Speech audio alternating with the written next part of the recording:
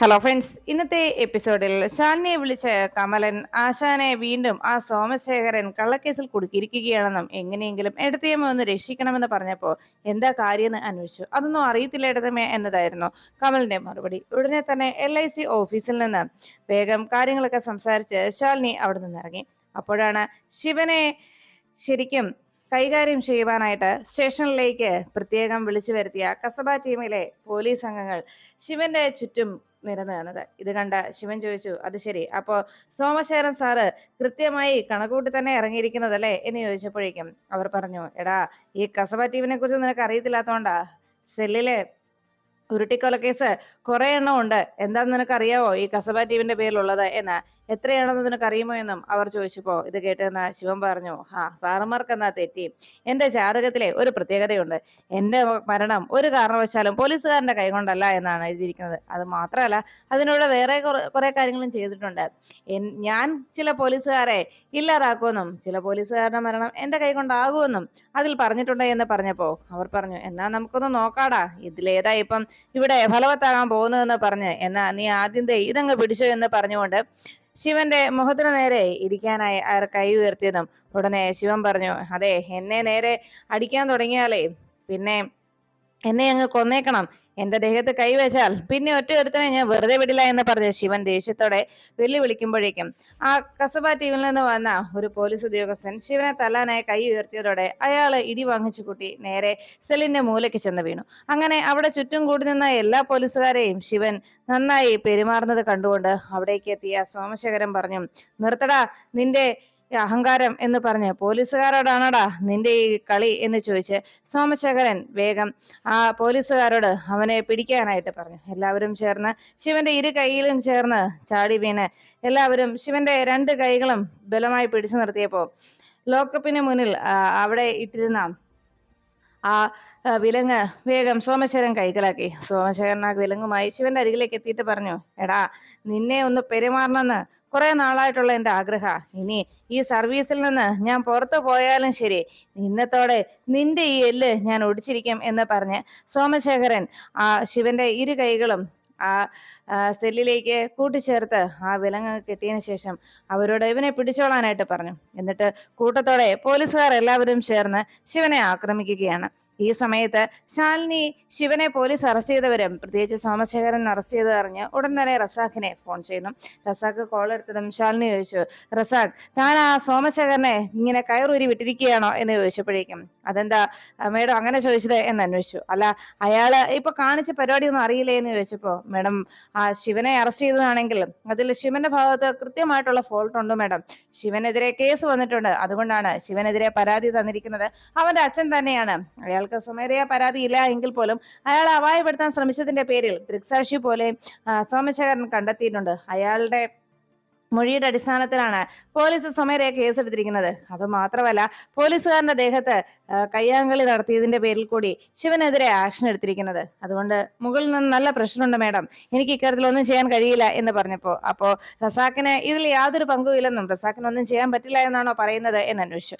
അതേ എന്ന് റസാഖ് പറഞ്ഞതും സോറി മേഡം എന്ന് പറഞ്ഞ് റസാഖ് ഫോൺ വെച്ചിട്ടോടെ, ശരി, ഇനി എനിക്ക് എന്താ ചെയ്യാൻ പറ്റുന്നതെന്ന് ഞാൻ നോക്കിക്കോളാം എന്ന് പറഞ്ഞ് ശാലിനി ഫോൺ വെച്ചതിന് ശേഷം വേഗം തന്നെ കമലിന്റെ ഫോണിലേക്ക് വിളിക്കുന്നു. കമലൻ കോൾ എടുത്ത് എന്താ എഴുത്തിയമ്മയെന്ന് അന്വേഷിച്ചപ്പോഴേക്കും, എനിക്ക് അത്യാവശ്യമായി എന്തിനെ കാണണമെന്നതായിരുന്നു ശാലിനിയുടെ ആവശ്യം.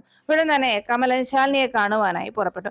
അപ്പോഴാണ് ആന്റണിയും ഡെയ്സിയും ചേർന്ന് മാണിക്കോത്ത് വന്ന് കാത്തു നിൽക്കുന്നത്. കാണുന്നില്ലല്ലോ, എവിടെ പോയി എന്നൊക്കെ ആന്റണിയോട് ആകെ അക്ഷമയോടെ ചോദിക്കുകയാണ് ഡെയ്സി. ഇപ്പൊ എത്തും, ഉടനെ വരാമെന്നല്ലേ പറഞ്ഞത് എന്ന് പറഞ്ഞപ്പോഴേക്കും മാണിക്കോത്ത് ഗേറ്റ് കടന്ന് കാർ അകത്തേക്ക് വന്നു. കാറിൽ നിന്ന് മഹേന്ദ്രനും പിന്നെ ചന്ദ്രയും നിർമ്മലയും എല്ലാം പുറത്തേക്കിറങ്ങി. അവരെ കണ്ടതോടെ വലിയ സന്തോഷമൊന്നും ഇല്ലാതെ മുഖം ഒന്ന് കടുപ്പിച്ച് തന്നെ നോക്കുകയാണ് അടുത്ത് നിന്ന് ഡെയ്സി. അരികിലേക്ക് എത്തിയ മഹേന്ദ്രൻ ചോദിച്ചു, നിങ്ങൾ വന്നിട്ട് ഒത്തിരി നേരമായോ എന്ന് അന്വേഷിച്ചപ്പോഴേക്കും, ഇല്ല, വന്നപ്പോഴേ ഞങ്ങൾ വിളിച്ചത് എന്നറിയിച്ചു. ഹോസ്പിറ്റലിൽ നിന്ന് ഡിസ്ചാർജ് ആകാൻ കുറച്ച് വൈകി, അതുകൊണ്ടാണ്. എന്താ അകത്തേക്ക് കയറിയിരിക്കുക എന്ന് പറഞ്ഞപ്പോൾ, ഇല്ലെങ്കിൽ ഞങ്ങളിപ്പോ തന്നെ പോവാ എന്ന് ഡെയ്സി പറഞ്ഞു. ഇപ്പൊ എങ്ങനെയുണ്ട് എന്ന് ഡെയ്സി ചോദിച്ചപ്പോഴേക്കും, ഇപ്പോ ആരോഗ്യത്തിന്റെ കാര്യമാണെങ്കിൽ കുഴപ്പമില്ല, പക്ഷെ ശരീരത്തിന്റെ ആരോഗ്യാവസ്ഥയെ കുറിച്ച് ചോദിച്ചാൽ അങ്ങനെ തൽക്കാലം പറയാം. എന്നാൽ മനസ്സിന്റെ ആരോഗ്യമാണല്ലോ ഇതിൽ പ്രധാനം.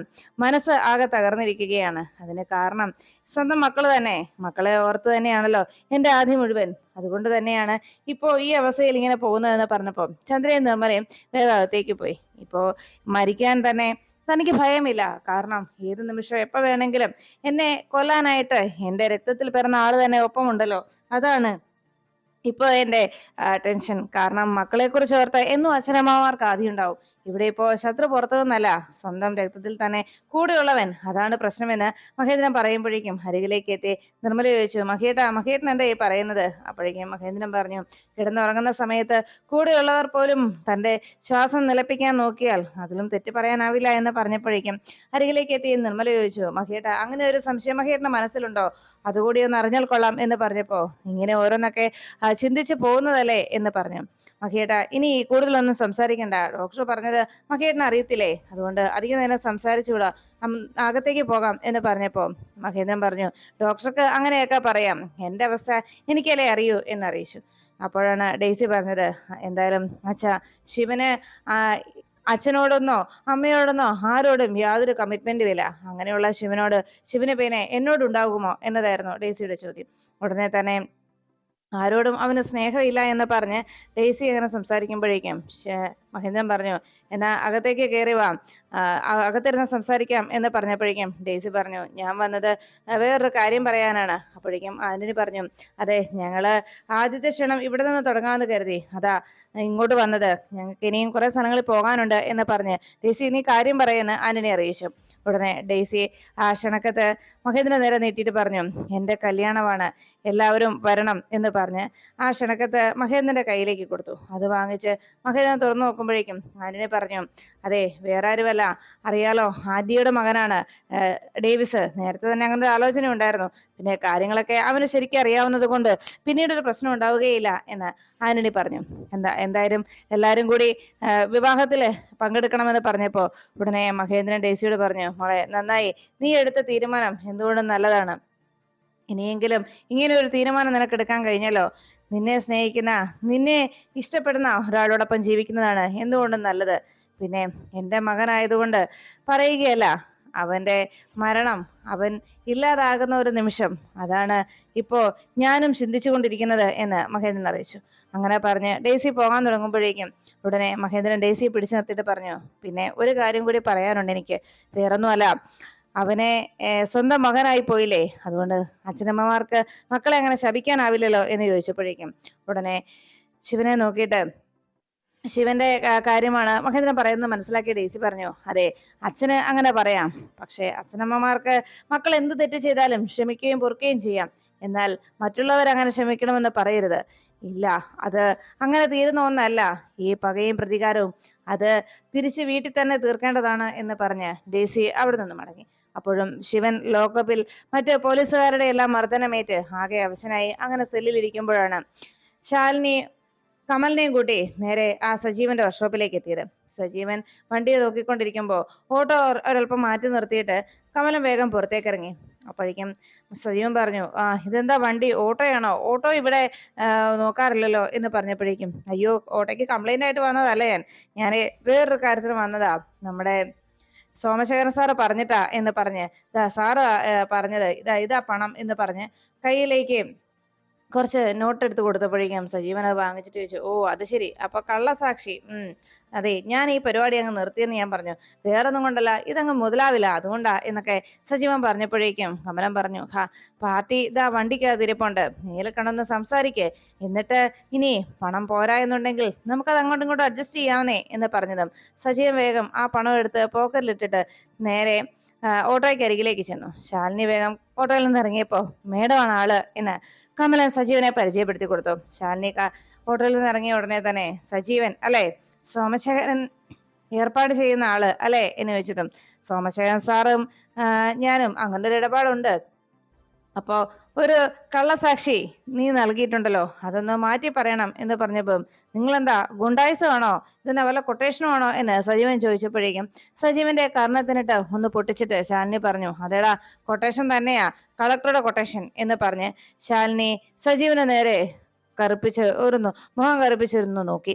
ഈ സമയത്താണ് ആ കുടുംബശ്രീ ഹോട്ടലില് ആളുകൾ ഭക്ഷണം കഴിച്ചുകൊണ്ടിരിക്കുന്നതിനിടയിൽ ജോലി തിരക്കിലായിരുന്ന ശാന്തേച്ചിയും ശ്യാമ അവർക്കെല്ലാം ഭക്ഷണം എടുത്തുകൊണ്ടിരിക്കുന്നു. അപ്പോഴേക്കും കുഞ്ഞ് കരയുന്ന ശബ്ദം കേട്ടിട്ട് ശാരിക കുഞ്ഞിനെ സമാധാനിപ്പിക്കാൻ നോക്കിയിട്ടും കുഞ്ഞിന്റെ കരച്ചിൽ നിൽക്കുന്നില്ല.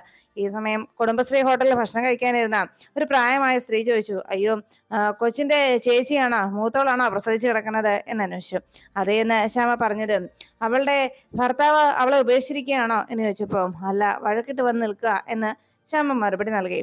ആ, എന്തായാലും ആ കൊച്ചിനെ ഇങ്ങനെ ഇട്ട് കരയിക്കല്ലേ, ആ കൊച്ചിനെ ചെന്നൊന്ന് എടുക്കാൻ പറ, ഇങ്ങനെ കുഞ്ഞിനെ ഇട്ട് കരയിച്ചാലോ എന്ന് പറഞ്ഞപ്പോ പുറത്തുപോയ ഗോപാലകൃഷ്ണൻ വേഗം ഹോട്ടലിലേക്ക് കയറി വന്നു. എന്നിട്ട് ശ്യാമയോട് പറഞ്ഞു, എടി, നീ ആ കുഞ്ഞിനെ ചെന്നൊന്ന് എടുക്കാൻ മേലായിരുന്നോ, കൊച്ചു എത്ര നേരെ കിടന്ന് കരയുന്നു എന്ന് ചോദിച്ചപ്പം, അതെ, ഞാൻ ആ കൊച്ചിനെ എടുക്കത്തില്ല, ആ കൊച്ചിനെ എനിക്ക് എടുക്കുന്നതും ഇഷ്ടമല്ല, അതെ, അവിടെ കിടന്നങ്ങ് കരയട്ടെ എന്ന് പറഞ്ഞപ്പോ ഇത് കേട്ട് നിന്ന ആ പ്രായമായ സ്ത്രീ പറഞ്ഞു, അയ്യോ, കുഞ്ഞുങ്ങളെ ഇങ്ങനെയിട്ട് കരയിക്കുന്നത് ശരിയല്ല എന്ന് പറഞ്ഞപ്പോ അടുത്ത് നിന്ന് ശാന്തേച്ചി പറഞ്ഞു, ശ്യാമേ, എന്തായാലും ശാരികയോടുള്ള നിന്റെ ദേഷ്യം ആ പാവം കുഞ്ഞിനോട് കാണിക്കേണ്ടതുണ്ടോ, ആ കുഞ്ഞിനെ ഒന്ന് എടുത്താൽ എന്താ ശ്യാമേ എന്ന് ചോദിച്ചപ്പോഴേക്കും, അതെ, ഞാൻ എടുക്കില്ലെന്ന് പറഞ്ഞാൽ എടുക്കില്ല, എനിക്ക് അത് എടുത്തിട്ട് ആ കുഞ്ഞിനെ എടുത്തിട്ട് അതിനുള്ള പുണ്യമൊന്നും എനിക്ക് കിട്ടുകയും വേണ്ട എന്ന് പറഞ്ഞ് ദേഷ്യത്തോടെ ശ്യാമ അവിടുന്ന് പോകുമ്പോൾ ഇത് കേട്ട് തന്ന ആ പ്രായമായ സ്ത്രീ പറഞ്ഞു, അയ്യോ, ഇവളാള് കൊള്ളാവല്ലോ, സ്വന്തം കൂടപ്പിറപ്പിനോട് പോലും താല്പര്യം സ്നേഹമില്ലാത്തവൾ പിന്നെ ആ കൊച്ചു കുഞ്ഞിനോട് ഇങ്ങനെയൊക്കെ കാണിക്കാതിരിക്കുവോ, എന്തായാലും ഇങ്ങനെ കാണിക്കുന്നതൊന്നും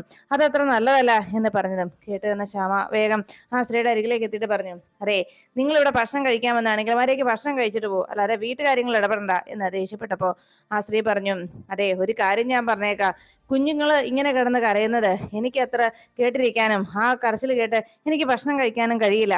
കാരണം ഒരു സ്ത്രീയായി പിറന്ന ഒരാൾക്കും അതിന് സാധിക്കില്ല. കുഞ്ഞുങ്ങളുടെ കരച്ചിൽ കേട്ടാൽ അവർക്ക് ആ കുഞ്ഞിന്റെ കരച്ചിൽ മാറ്റാതെ മറ്റൊന്നും ചെയ്യാനും കഴിയില്ല.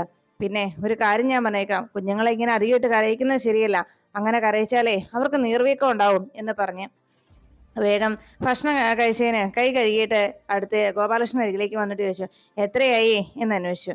പണം കൊടുത്തിട്ട്, അതെ, എന്തായാലും ഒരു കാര്യം ഞാൻ പറയാം, കുഞ്ഞുങ്ങളെ ഇങ്ങനെ ഇട്ട് കരയിക്കുന്നത് ശരിയായ കാര്യമല്ല കേട്ടോ, അതെ, കുഞ്ഞുങ്ങളെന്ന് പറഞ്ഞാൽ ദൈവത്തിന് തുല്യരാണ്, അത് മറക്കണ്ട എന്ന് പറഞ്ഞ് ആ ദേഷ്യത്തിൽ ആ അമ്മ ശ്യാമയോട് പറഞ്ഞു, ഇതുപോലെ സഹോദര സ്നേഹം ഇല്ലാത്ത ഇങ്ങനെയുള്ള മക്കളുണ്ടെങ്കിൽ അവർക്ക് ഇതിനേക്കാളും വലിയ പ്രശ്നങ്ങളാണ് വരാൻ പോകുന്നത് എന്ന് പറഞ്ഞ് ദേഷ്യത്തോടെ അവർ ഇറങ്ങി പോകുമ്പോഴേക്കും ശ്യാമയ്ക്ക് അരികിലേക്ക് എത്തി ഗോപാലകൃഷ്ണൻ ചോദിച്ചു, നിനക്ക് ആ കുഞ്ഞിനെ ചെന്നൊന്ന് എടുത്തുകൂടായിരുന്നോ ശ്യാമേ, വെറുതെ ഈ കടയിൽ വരുന്നവരുടെ വായിലിരിക്കുന്നതും കൂടി നിനക്ക് കേൾക്കേണ്ടതുണ്ടായിരുന്നോ എന്ന് ചോദിച്ചപ്പോ ശ്യാമ പറഞ്ഞു, അതെ, ഇവിടെയുള്ളവരുടെ വായിൽ നിന്ന് കേൾക്കുന്ന പോരാഞ്ഞിട്ടാ ഇനി കടയിൽ വരുന്നവരോട് എന്റെ നെഞ്ചത്തോട്ട് കയറുന്നതല്ലേ എന്ന് പറഞ്ഞ് ശ്യാമ ദേഷ്യപ്പെട്ടു. ഒന്ന് ശാന്തേച്ചി പറഞ്ഞു, അതെ, ഈ സമയത്താണ് ഇവിടെ ശാരദാമ്മ ഉണ്ടാകേണ്ടിയിരുന്നത്, നിങ്ങളൊക്കെ ഈ ചെയ്യുന്നത് ഒട്ടും ശരിയല്ല ശ്യാമേ, എന്തായാലും ഞാൻ പോയി കുഞ്ഞിനെ എടുത്തോളാം, ഇവിടുത്തെ കാര്യങ്ങൾ നോക്കിക്കോ എന്ന് പറഞ്ഞ് ശാന്തക അവിടുന്ന് പോകുമ്പോഴേക്കും ഗോപാലകൃഷ്ണൻ പറഞ്ഞു, ശ്യാമേ, നിന്റെ ഈ അഹങ്കാരം പറച്ചിലും നിന്റെ ഈ പ്രവൃത്തിയൊന്നും അധിക നാള്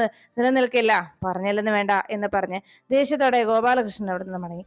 അപ്പോഴാണ് ശ്യാമ അത് അവിടെ തന്നോട് വൈരാഗ്യവും ദേഷ്യവും ഒക്കെ കാണിച്ചുകൊണ്ടിരിക്കുമ്പോൾ കുഞ്ഞിന്റെ കരച്ചിൽ മാറ്റാൻ പോലും ഒന്ന് കൈമാറി കുഞ്ഞിനെ എടുക്കാൻ പോലും ആരും അരികിലേക്ക് വരാത്തതിന്റെ വേദനയിൽ ശാരിക കുഞ്ഞിനോട് പറഞ്ഞു, കുഞ്ഞെ, നീ ഇങ്ങനെ കിടന്ന് കരഞ്ഞിട്ട് എന്താ കാര്യം, നിന്റെ അച്ഛന് പോലും നിന്നെ വേണ്ട, അല്ലേലും അയാളെ സമാധാനത്തോടെ ജീവിക്കാൻ പോകുന്നില്ല, നിന്നെ ഒന്ന് വന്ന് കാണാൻ പോലും അയാൾക്ക് യാതൊരു മനസ്സും ഇല്ലല്ലോ എന്നെല്ലാം ആകെ വിഷമത്തോടെ കുഞ്ഞിനോട് സംസാരിക്കുന്ന ശാരികയുടെ വാക്കുകൾ കേട്ടുകൊണ്ടാണ് ശാന്തേച്ചി അവിടേക്ക് എത്തിയത്. കുഞ്ഞിനെ എടുത്തിട്ട് ശാന്തേച്ചി ചോദിച്ചു, എന്താ ശാരി, നീ പറയുന്നത് ഇത്തിരി ഇല്ലാത്ത ഈ കുഞ്ഞിനോടാണോ നീ ഇതെല്ലാം പറഞ്ഞു കൊടുക്കുന്നത്, പാവം, അതെന്ത് ചെയ്യാൻ പറ്റും, അതിനെ കരയാനല്ലേ അറിയൂ, അതെ, നീയും കുഞ്ഞിനോട് ഇങ്ങനെയൊന്നും പെരുമാറരുത് കേട്ടോ, കുഞ്ഞിന്റെ മനസ്സ് വേദനിപ്പിക്കാനും കുഞ്ഞിനെ സങ്കടപ്പെടുത്താനും ഒന്നും നോക്കരുത്, കുഞ്ഞിനെ നീ നല്ല രീതിയിൽ വളർത്തുക, സ്നേഹത്തോടെ അതിനെ പാല് കൊടുത്ത് നന്നായി വളർത്തുക. ഈ സമയത്ത് ഇവിടെ ശാരദാമ്മ ഉണ്ടാകണമായിരുന്നു. ശാരദാമ്മ എന്നോട് പറഞ്ഞിട്ടുള്ളത്, പെൺകുഞ്ഞാ ജനിക്കുന്നതെങ്കിൽ ആ കുഞ്ഞിനെ രാജകുമാരിയായി വളർത്തുമെന്നായിരുന്നു ശാരദാമ്മയുടെ ആഗ്രഹവും ശാരദാമ്മയുടെ സ്വപ്നവും. എന്നാൽ ഇപ്പോ ആ ശാരദാമ്മ ഇവിടെ ഇല്ലാത്തതിന്റെ കുറവ് ശരിക്കും ഇനി മുന്നോട്ടും അനുഭവിക്കാൻ പോകുന്നത് നീയും ഈ കുഞ്ഞു തന്നെ ആയിരിക്കും എന്ന് പറഞ്ഞ് ശാന്ത കുഞ്ഞിനെ കൊണ്ട് പുറത്തേക്ക് ഇറങ്ങുമ്പോൾ ശാരിക മനസ്സിൽ പറഞ്ഞു, അതെ, നിങ്ങൾ അങ്ങനെ സുഖമായി ജീവിക്കാമെന്നും കരുതണ്ട, മറ്റൊരു പെണ്ണിന്റെ കൂടെ ഇപ്പൊ സുഖിച്ചു കഴിയുകയല്ലേ, എന്നാൽ ഒരിക്കൽ നിങ്ങൾ ഈ കുഞ്ഞിന്റെ പേരിൽ പശ്ചാത്തപിക്കേണ്ടി വരും, ഈ കുഞ്ഞിനെ ഓർത്ത് നിങ്ങൾ കരയേണ്ടി വരും എന്ന് പറഞ്ഞ് ദേഷ്യത്തോടെ ശാരിക രാജീവിനോടുള്ള പക മനസ്സിൽ അങ്ങനെ തിളച്ചു മറിയുമ്പോൾ രാജീവിനെ എങ്ങനെ താൻ തകർക്കുമെന്നതിനെ കുറിച്ച് ആലോചിച്ച് പകയോടെ അവിടെ ഇരുന്നു. അപ്പോഴാണ് സെല്ലിലാകെ അവശനായിരുന്ന ശിവൻ പതിയൊന്ന് എഴുന്നേറ്റപ്പോഴേക്കും റസാഖിന്റെ കയ്യിലേക്ക് ആ ശിവനെതിരെയുള്ള FIR റെഡിയാക്കി. കൃത്യമായ റിപ്പോർട്ടാണോടോ ഇത്, ശരിക്കും അന്വേഷിച്ചിട്ടാണോ താൻ തയ്യാറാക്കിയതെന്ന് റസാഖ് അന്വേഷിച്ചു. അതെ സാർ, കൃത്യമായി അന്വേഷിച്ചിട്ടാണ് ഞാൻ ഈ റിപ്പോർട്ട് എഴുതിയതെന്ന് പറഞ്ഞ് സോമശേഖരൻ റിപ്പോർട്ട് നൽകുമ്പോഴാണ് ശാലിനി സ്റ്റേഷനിലേക്ക് വന്നെത്തിയത്. പോലീസ് സ്റ്റേഷനിലേക്ക് വന്നിറങ്ങിയതും സജീവനുമായിട്ട് ശാലിനി വേഗം തന്നെ സ്റ്റേഷനകത്തേക്ക് കയറി. സജീവനെയും കൂട്ടി ശാലിനി നേരെ പോലീസ് സ്റ്റേഷനിലേക്ക് കയറിയതും സജീവൻ അകത്തേക്ക് പോകാൻ മടി കാണിച്ചു നിൽക്കുമ്പോൾ രാമേട്ടൻ അകത്തോട്ട് പോടൂ എന്ന് പറഞ്ഞ് സജീവനെ പറഞ്ഞയച്ചു. ശാലിനി നേരെ സ്റ്റേഷനിനകത്തേക്ക് കയറി വന്നതും വേഗം റസാഖും സോമശേഖരനും ചാടി എഴുന്നേറ്റു. ശാലിനി എപ്പോഴേക്കും ലോക്കപ്പിൽ കിടക്കുന്ന ശിവനെ ഒന്ന് നോക്കി. എന്നിട്ട് ശാലിനി വേഗം ആ ചെയറിലേക്ക് ഇരുന്നിട്ട് റസാഖിനോട് ചോദിച്ചു, അതെ, ഞാൻ വന്നത് റസാഖിനോട് കാര്യം പറയാനായിരുന്നോ എന്ന് പറഞ്ഞപ്പോ മാഡം ഒരു മുന്നറിയിപ്പും ഇല്ലാതെ എന്ന് ചോദിച്ചപ്പോൾ മുന്നറിയിപ്പില്ലാതെയാണല്ലോ ഇവിടെ ഓരോ കാര്യങ്ങളും നടന്നുകൊണ്ടിരിക്കുന്നത് എന്ന് പറഞ്ഞു. എന്നിട്ട് ചെയർ വലിച്ച് വേഗം ആ ചെയറിലേക്ക് ഇരുന്ന് ശാലിനി പറഞ്ഞു, അതെ, ഞാൻ വന്നത് ഒരു കാര്യം റസാഖിനോട് വെളിപ്പെടുത്താനായിരുന്നു സജീവൻ എന്ന് പറഞ്ഞ് വേഗം ശാലിനി സജീവനെ വിളിപ്പിച്ചു. സജീവൻ മുന്നിലേക്ക് വന്നതും, അതെ, ഇയാള് ഒരു വണ്ടി മെക്കാനിക്കാണ്, നല്ല ഒന്നാന്തരം മെക്കാനിക്കാണ്. ഇയാൾക്ക് ഒരു പ്രശ്നമുണ്ട്, ഇയാളുടെ ഒരു ഏമാനുണ്ട്. ആ ഏമാൻ പറഞ്ഞാൽ ഇയാൾക്ക് മെക്കാനിസം അല്ലാതെ വേറെ മറ്റു പരിപാടികളും ഉണ്ട്, കള്ളസാക്ഷി പറച്ചില്. അതുകൊണ്ട് ഇയാളുടെ ഏമാൻ ആവശ്യപ്പെട്ടാൽ ഇയാൾ അതും ചെയ്യും. ഇയാളുടെ ഏമാൻ ആരാണെന്ന് അറിയാവോ? ദാ ഈ നിൽക്കുന്ന സോമശേഖരൻ എന്ന് പറഞ്ഞ് SI സോമശേഖരൻ എന്ന് പറഞ്ഞതും അത് കേട്ടതോടെ ആകെ ഞെട്ടലോടെ നിൽക്കുകയാണ് റസാഖ്. അപ്പോഴേക്കും ഞെട്ടിത്തെറിച്ച് സോമശേഖരൻ നോക്കിയപ്പോഴേക്കും സോമശേഖരൻ പറഞ്ഞു, അയ്യോ മേഡം, ഞാൻ ഇയാളെ എന്ന് പറഞ്ഞതും അറിയാൻ പാടില്ല എന്ന് മാത്രം താൻ പറയരുത്. ഇവിടെ കൃത്യമായിട്ട് സജീവൻ പറഞ്ഞു കഴിഞ്ഞു ആരാണ് സജീവന് പണം കൊടുത്തതെന്നും ശിവനെതിരെ കള്ളമൊഴി സാക്ഷിമൊഴി നൽകാൻ പറഞ്ഞതെന്നും. പറഞ്ഞു കൊടുക്ക സജീവ, ഏമാൻ കേക്കട്ടെ എന്ന് പറഞ്ഞതും ഉടനെ സജീവൻ സത്യം റസാഖിനോട് പറഞ്ഞു. അതെ, മഹേന്ദ്രൻ സാറിനെ അന്ന് രാത്രിയിൽ ആ റോഡരികിലേക്ക് വലിച്ചെറിഞ്ഞത് ശിവനാണെന്ന് സാക്ഷിമൊഴി നൽകാനായിട്ട് എന്നോട് പറഞ്ഞത് സോമശേഖരൻ സാറാണ്. സാറ് പറഞ്ഞനുസരിച്ചാണ് ഞാൻ അങ്ങനെ ഒരു കള്ളസാക്ഷി പറഞ്ഞത്. ഇത് കേട്ടതും റസാഖ് ചോദിച്ചു, താൻ എന്താണോ ഈ കാണിച്ചു കൂട്ടുന്നത്? അതെ, സർവീസിൽ നിന്ന് നല്ല രീതിയിൽ വിരമിച്ചു പോകാനൊന്നും താൻ ആഗ്രഹിക്കുന്നില്ലേ? അതെ, ഒരു കാര്യം ഞാൻ പറഞ്ഞേക്കാം, തൻ്റെ ഈ യൂണിഫോം ഊരി കഴിയുമ്പോഴേക്കും വേറെ എങ്ങോട്ടെങ്കിലും വേഗം മൂടി രക്ഷപ്പെട്ടോ, ഇല്ലെങ്കിലേ ഈ നാട്ടുകാരെല്ലാരും കൂടി തന്നെ എടുത്തങ്ങ് കൊടുക്കും. അതുപോലെയുള്ള പരിപാടികളാണല്ലോ താൻ കാണിച്ചു കൂട്ടിയിരിക്കുന്നത്. വേഗം ശിവനെ അഴിച്ചു വിടുറോ എന്ന് ദേഷ്യത്തോടെ സോമശേഖരനോട് പറയുമ്പോഴേക്കും സോമശേഖരൻ അടുത്ത് നിന്ന കോൺസ്റ്റബിളിനോട് പറഞ്ഞു, എടോ അഴിച്ചു വിടുറോ, തുറന്നു വിടുറോ എന്ന്. അത് കേട്ടതും റസാഖ് പറഞ്ഞു, എടോ അവരോട് പറയാനല്ല പറഞ്ഞത്, സോമശേഖരൻ തന്നെ ശിവനെ റിലീസ് ചെയ്യണം, അതാ വേണ്ടത് എന്ന് പറഞ്ഞപ്പോഴേക്കും ശിവൻ ആകെ പകയോടെ സോമശേഖരനെ നോക്കി നിൽക്കുകയാണ്. ഇത്രയും വലിയൊരു തിരിച്ചടി സോമശേഖരൻ നേരെ ഉണ്ടാവുമെന്ന് ഒട്ടും പ്രതീക്ഷിക്കാതെ ആകെ നാണം കെട്ട് ശിവനെ ലോക്കപ്പിൽ നിന്ന് ഇറക്കാനായി സോമശേഖരൻ നേരെ ലോക്കപ്പിനരികിലേക്ക് ചെന്നു. സെല്ല് തുറന്നതും പുറത്തേക്ക് ഇറങ്ങി വരുന്ന ശിവൻ അടുത്ത് നിന്ന സോമശേഖരനോട് പറഞ്ഞു, അതെ, നീ ഇപ്പൊ നോവിച്ചു വിടുന്നതേ ഒരു കരിമൂർഖനെയാണ്, അത് മറക്കണ്ട. വർഷങ്ങൾ എത്ര കഴിഞ്ഞാലും ആ പക അതേപടി അവന്റെ മനസ്സിലുണ്ടാവും. അതുകൊണ്ട് തന്നെ ആ പക അവൻ വീട്ടുകയും ചെയ്യും. കാരണം ഒറ്റക്കൊത്തിന് ജീവൻ ഇല്ലാതാകുന്ന അവസ്ഥയിലായിരിക്കും അവൻ പക തീർക്കുക. അത് കാരണം അത്രത്തോളം വിഷമുണ്ടാകും ഇത്രയും വർഷക്കാലം അവന്റെ മനസ്സിൽ കിടന്ന് പെരുകിയ ആ പകയ്ക്ക്. മനസ്സിലായോടോ എന്ന് ശിവൻ സോമശേഖരനെ വെല്ലുവിളിക്കുമ്പോൾ അടുത്ത് നിന്ന് ശാലിനി പറഞ്ഞു, ശിവൻ വാ ഇറങ്ങാം എന്ന് പറഞ്ഞ്, ഇനി വേറെന്തെങ്കിലും ഫോർമാലിറ്റി ഉണ്ടോ റസാഖ് എന്ന് ചോദിച്ചപ്പോഴേക്കും, ഇല്ല മേഡം, ഇങ്ങനെ ഒരു കള്ളക്കേസിലല്ലേ ഇവിടെ ശിവനെ ഇപ്പം അറസ്റ്റ് ചെയ്തത് എന്ന് പറഞ്ഞു. ശാലിനി ശിവനെ വിളിച്ചുകൊണ്ട് പോകുമ്പോൾ പകയോടെ സോമശേഖരനോട് തന്നെ ഞാൻ കാണുന്നുണ്ടെന്നും തന്നെ താൻ വെറുതെ വിടില്ല എന്നും താൻ ചെവിയിൽ നുള്ളിക്കോ എന്നും ഒന്നുകൂടി ഒരു മുന്നറിയിപ്പ് നൽകി ശിവൻ ശാലിനിയോടൊപ്പം അവിടെ നിന്നിറങ്ങുന്നു.